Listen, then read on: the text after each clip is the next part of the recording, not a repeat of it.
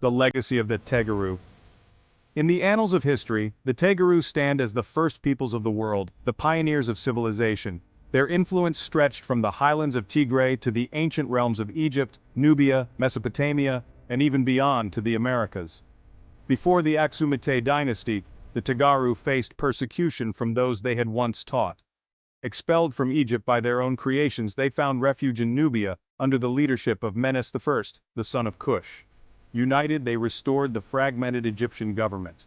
However, jealousy and cruelty soon turned Egyptians against their own.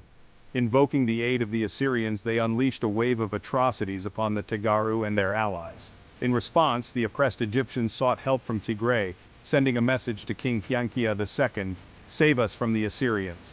Responding with valor, King Piankia led an army into Egypt, establishing the 24th dynasty.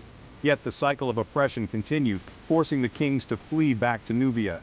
As foreign rulers continued their reign of terror, a call for assistance reached King Abraham, a descendant of Piankia II. This plea marked the rise of the Aksum Empire, a beacon of hope amidst turmoil. However, atrocities persisted. The history of Egypt and Ethiopia intertwines, revealing a legacy of conflict and betrayal.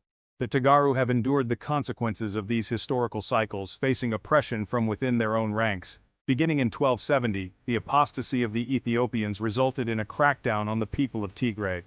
Despite this, the Tegaru sought unity, only to find themselves subjected to the injustices of Ethiopian rule. Through the ages, figures like Wuba, Menelik, Haile Selassie, and the Derg repeated the mistakes of their ancestors. The Saye era, from 1882 to 1884, saw the Tegaru endure severe oppression, treated as mere subjects rather than sovereigns. Yet in 1983, a pivotal shift occurred.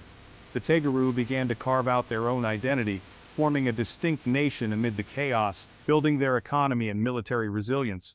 The story of the Tegaru is not merely one of suffering but of resilience, unity, and the enduring quest for justice.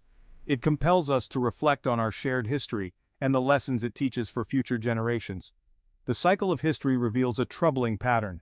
Ethiopians have found themselves repeating the atrocities once committed by the Egyptians. This painful legacy resonates deeply, urging us to reflect on our past. As the people of Sudan return to their ancestral home in Nubia, we must ask ourselves, where do we go from here? What lessons can we glean from history? Do we wish to revisit the mistakes of our ancestors, or do we have the resolve to re-establish our identity and strengthen bonds with our historical brothers? Now is the time to re-evaluate the errors of the past, ensuring we do not pass on a heavy burden to future generations. The path forward demands learning from our history to create a united and just future for all.